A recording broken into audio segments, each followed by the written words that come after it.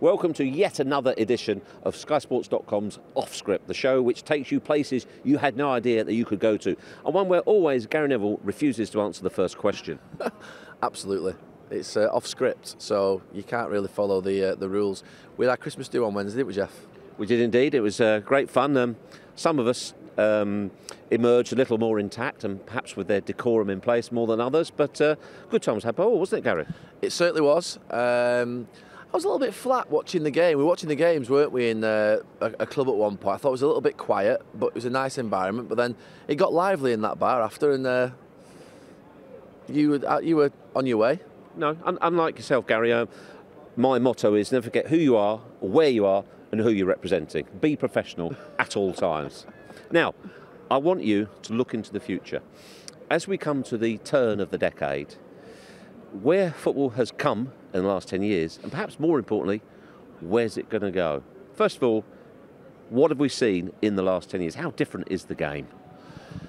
I think there have been sort of 2 or 3 big changes in football in the last sort of 25 years. I think the big change mid-90s in professionalism, sports science, nutrition, the introduction of international players and managers who had really sort of high standards coming out of what I would call sort of the drinking era of football.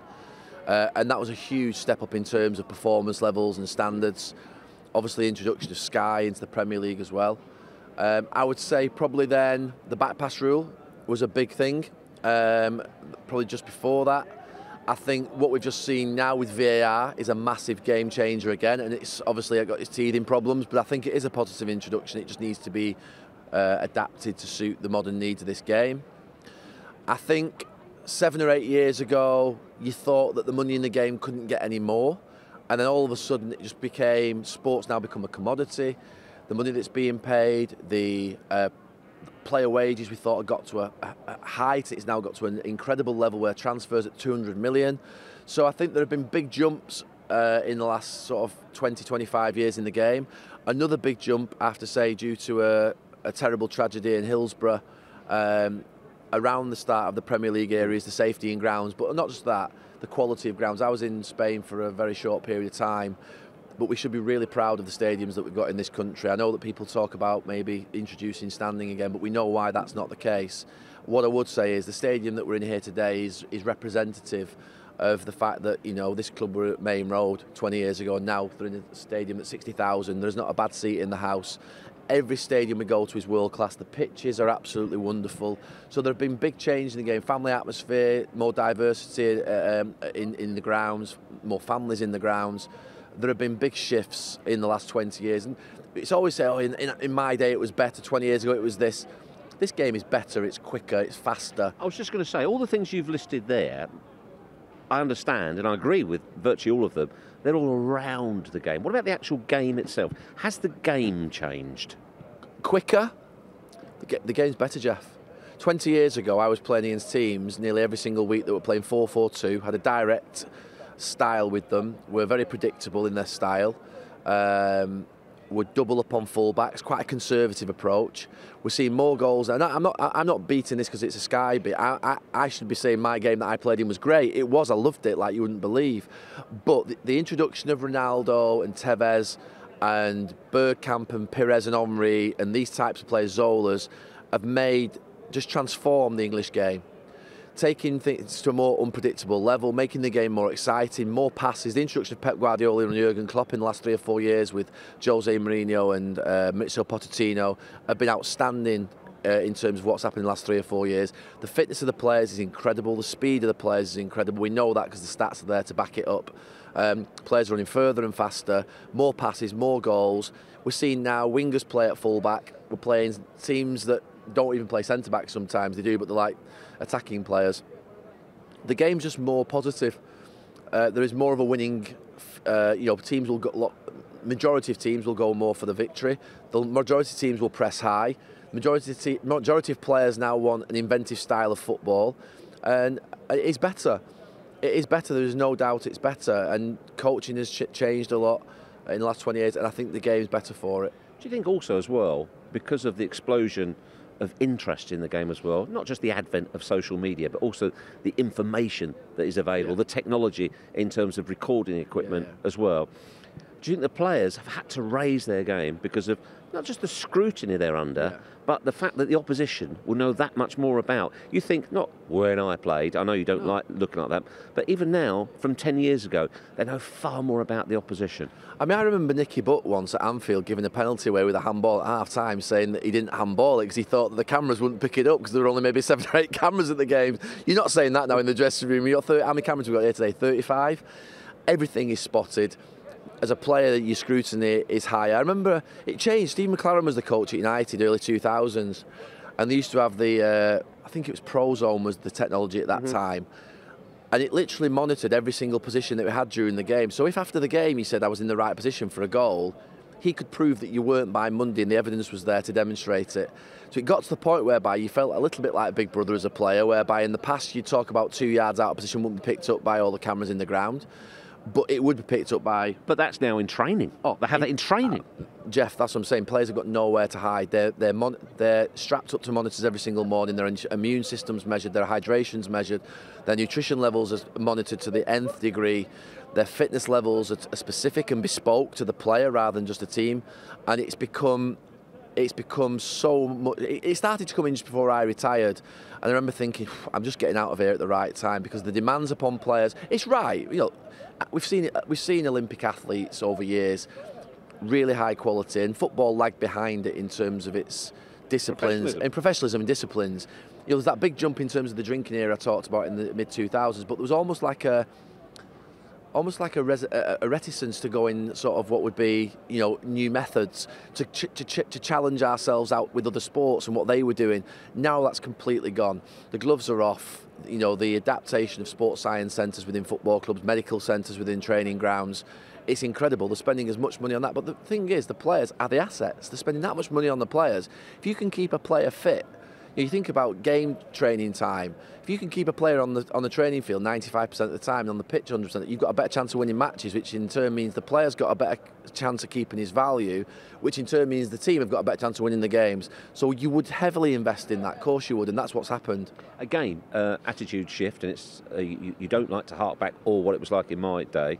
In your day, players maybe had a mate who would drop them off, and that would be the extent of a mate who would look after them. Now, and from what you're saying, I suspect you absolutely agree, the top players have an entourage. And we're not talking about hangers-on here, we're talking about really important people who keep that athlete in tip-top condition, chefs at home, drivers so they look after their back. Yeah. A lot of them have their own, well, not just the club physio, but they have their own private advice as well. Yeah. They're companies, aren't they? Yeah, they're a business. I think about it. I started to see it probably with David Beckham, not in the sense of medical treatment or coaching, but in terms of the off-field stuff, in terms of the lawyer, the accountant, the PR manager, the agent, the sort of people who would look after his social media. And I look at sort of that as being really the first, what would be sort of modern icon in terms of sort of really looking to put a business around himself. Clever. Now every player, you know, the money that the players are earning, they're able to make sure that, you know, they know they play for another 3 or 4 years. It's a massive impact upon their career. They know that they can play more games, they can earn more commercial revenue, they can be a better player for their team, the fans.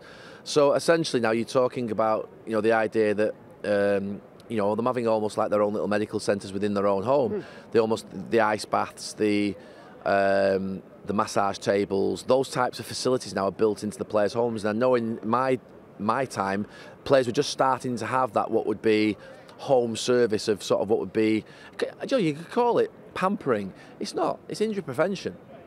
It's injury prevention. It's actually something that essentially you shouldn't finish at 1 o'clock in the day and believe you've finished your job. The idea of stretching in the afternoon, of being, you know, making sure that your legs are prepared, that you've had the ice bath and you've recovered day after a game and you don't take any chance. I mean, when I was playing, I lived in number 1 Deansgate on Deansgate in Manchester, and I thought I was being professional by having my own bike on the balcony of it, and I would go and do 20-minute warm down day after a game if we had a day off. I would do my own stretch, I would do my own warm down, and that was at that time, I believe, cutting edge. I'm not sure every player was doing it. Some were, some weren't. But now we're talking about a completely different level.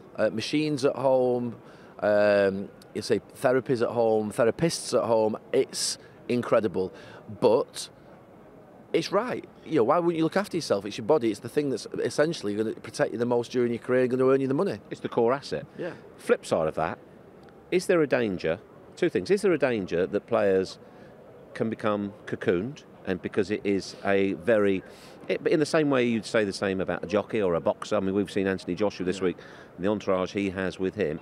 A, that they become cocooned and distanced from real life, but it's not real life anyway in many ways. And secondly, does it put more mental pressure on players? Do perhaps people outside of the game not realise the pressure that these guys are under? There is pressure. I mean, there are a couple of disadvantages to what we've just talked about. I disagree wholly with players' social media accounts being managed by other people. That is your personality, it's your character, it's your speech. You should tell us what you're like. So I think players will be better off in the end if they demonstrate during their career their personalities. We've seen over the last few years a player from this club, Raheem Sterling, who's gone from someone who was awkward in interviews and made mistakes, if you remember, at Anfield just before he left, to someone now who's become a spokesperson. So there are genuine great examples of where people who, if you like, take the shackles off, lose the advisors in their ear a little bit, and just their own personality starts to come out. But Gary, that goes back to what I'm saying. Raheem Sterling was a young man growing up in the public eye. He's 25 tomorrow. No. How many mistakes do you make before you're 25? No, absolutely. That's my point. Is that ultimately they have. What I would say is make sure that there is that transition from being looked after, being advised, but make sure you ensure you keep your independent thinking, and that you ultimately are still making decisions for yourself, and you're not letting other people, if you like, get you to the end of your career at 35. You've never done an interview, you've never sent a tweet, and all of a sudden you're thinking, right, what am I going to do for the next 30 years? And you've got basically fallen off the edge of a cliff from a point of view of stimulation, your skill levels, your understanding of what you're going to do next. Players are smart. The idea that 25 years ago you could get managers and senior players going and say, sign that contract, it's a good contract for you, and they would do it. Now players are a lot smarter, they've got good independent advisors, accountants, lawyers. I was a big advocate for doing my own contract and not having an agent. Having come 8 years out of the game, I understand now why a player would have an agent. I understand why they would need advice. I understand that I would need protection from a club ownership point of view, but also from a coaching point of view, but also from being a wiser, more experienced player. What I would say is, I would still, if I was a player, make sure that I attended all the major meetings that your agent does, so that you're improving your own development in your mind of what you're going to be when you're older, because there comes a point whereby you want to be the person who can stand on their own 2 feet and make those big decisions. But you're right, a 16, 17, 18-year-old who earns £29.50 a week or £50 a week, who all of a sudden within a year and a half is earning £50,000 a week, needs advice in any walk of life. Think of the lottery winners and the horror stories of them, where essentially they haven't got that level of money, and all of a sudden they've got the money, they don't know how to spend it, invest it, they have people sponging off them. That is a footballer's existence, and these young lads, young men, are 16, 17, 18 years of age, and that's what I've always tried to say, that they're not angels, they've come from the same streets that we've come from, they've just been very fortunate to have worked hard and to have been skillful at football and got to a level whereby they can earn a lot of money, and there needs to be that level of understanding. But from the player's point of view, then they need to understand that they need to develop their different skills base and the different environment that they're in. So having seen the changes we have, particularly over the last decade, where do you think the game is going to go? What changes next? What's the next big game changer for you? The big game changer, big game changer, it's happening before our eyes, is for everything to become recorded. It's for essentially football to become online, digital, every minute of every day. I'm amazed that football clubs are not videoing training live to the fans around the world and monetising it, that they're not videoing the players in the car in the morning on the way in and seeing that and relating that to the fans. The fans want to hear from the players, the fans want to hear from the coach. They want to hear from them, and not just in their profession. Gary, you know you can't do that. In a training session... Jeff, it's coming. It's coming. Yes, but yes, but if you were a player, would you resist it? No. You get fights, you get flare-ups, you get rows. Jeff, it's coming. What's going to happen is ultimately that there'll be aspects of training which won't be filmed, the tactical aspect, the set pieces, and that might be 25-30% of the session, but the warm-up, the passing session, the shooting, the crossing, the little five-a-side at the end will be being filmed and recorded and beamed out to everybody in the country that wants to probably pay for it or subscribe to it in the next 5 to 10 years. It is happening before our eyes. Players will have cameras on them on the way into training. They'll be interviewed on the way into training, doing live interviews, and the fans will be listening to those interviews on the way in. Tomorrow morning, it's in my day. Wayne Rooney's going to be on between 8:30 and 9 o'clock, and we're going to be doing a live interview podcast with him on the way in, talking about his training session today, what he had for food last night, what his nutrition base is. That's going to happen, Jeff. It's going to happen. It's going to get more detailed, more forensic, because content is becoming king. Will we see... Like this. Will we... becoming king. I'm not sure this content is king. Will we see £1 million a week footballer? We have done, haven't we? Per week? I thought it was in China somebody got £1 million a week. Did Tevez not get £1 million a week at one point? I don't think so. I could well be wrong. Will we see it here? Look, we know that there are footballers now that are earning £1 million a week, whether it be a combination of their salary and their commercial income.